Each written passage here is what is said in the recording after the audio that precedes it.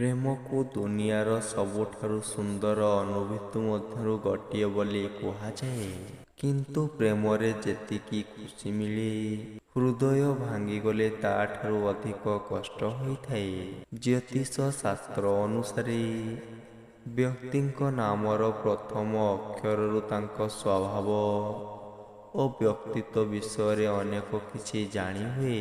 ତେଣୁ ଏହାକୁ ଆଧାର କରି ଆଜି ଆମେ କିଛି ନାମର ଝିଅଙ୍କ ବିଷୟରେ କହିବାକୁ ଯାଉଅଛୁ, ଯେଉଁମାନେ ପ୍ରେମରେ ନିଶ୍ଚୟ ଧୋକା ଦେଇଥାନ୍ତି। ତେଣୁ ସେମାନଙ୍କ ପ୍ରତି ସାବଧାନ ରୁହନ୍ତୁ। ପ୍ରଥମରେ, ଟି ନାମର ଝିଅ।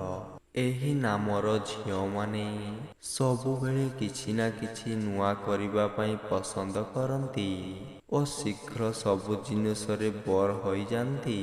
ସେଥିପାଇଁ ଏମାନଙ୍କ ପ୍ରେମ ସମ୍ପର୍କରେ ଯଦି କିଛି ଏକ୍ସାଇଟମେଣ୍ଟ ନ ରହୁ କିମ୍ବା ନୂଆ ନ ହୁଏ, ତେବେ ଏମାନେ ନିଜ ପାର୍ଟନରକୁ ଭୁଲିବାରେ ବିଲକୁଲ ବି ଡେରି କରନ୍ତି ନାହିଁ। ତେଣୁ ଏହି ନାମର ଝିଅଙ୍କୁ ପ୍ରେମ କରୁଥିଲେ ଏହି ସବୁ ବିଷୟକୁ ଅଣଦେଖା କରନ୍ତୁ ନାହିଁ।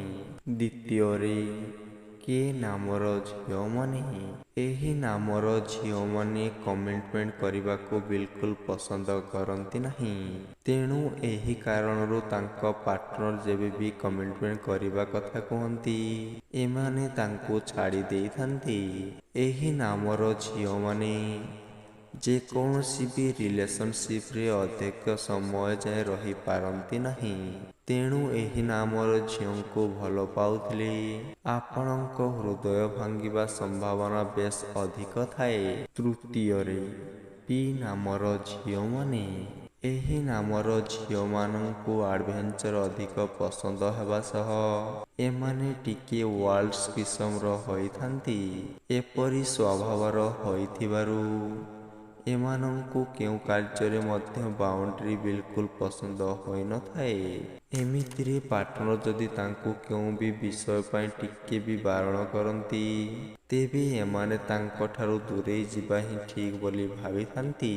ଚତୁର୍ଥରେ, ଆର୍ ନାମର ଝିଅମାନେ। ଏହି ନାମର ଝିଅମାନେ ବହୁତ ଆତ୍ମପ୍ରେମୀ ହୋଇଥାନ୍ତି। ଏମାନେ ନିଜ ଆଗରେ ପାର୍ଟନରକୁ ମଧ୍ୟ ରଖନ୍ତି ନାହିଁ। ଏହି ଝିଅମାନଙ୍କୁ ସବୁବେଳେ ଆଟେନସନ ଦରକାର ହୋଇଥାଏ। ଆଉ ଯଦି ତାଙ୍କର ଏହି ଆବଶ୍ୟକତା ପୂରଣ ନ ହୁଏ, ତେବେ ଏମାନେ ତୁରନ୍ତ ପାର୍ଟନର ବଦଳି ଦିଅନ୍ତି। ତେଣୁ ଏହି ନାମର ଝିଅଙ୍କ ପ୍ରତି ସାବଧାନ ରହିବା ଉଚିତ। ନମ୍ବର 5, ଡି ନାମର ଝିଅମାନେ। ଏହି ନାମର ଝିଅମାନେ ଯାହାକୁ ପ୍ରେମ କରନ୍ତି, ତାଙ୍କ ପାଇଁ କିଛି ବି କରିବାକୁ ପ୍ରସ୍ତୁତ ରୁହନ୍ତି। କିନ୍ତୁ ତାଙ୍କ ଭିତରେ ଯଦି କୌଣସି କାରଣରୁ ଏହି ପ୍ରେମ ଶେଷ ହୋଇଯାଏ, ତେବେ ଏମାନେ ରିଲେସନସିପ୍ ଭାଙ୍ଗିବାକୁ ବି ଡେରି କରନ୍ତି ନାହିଁ।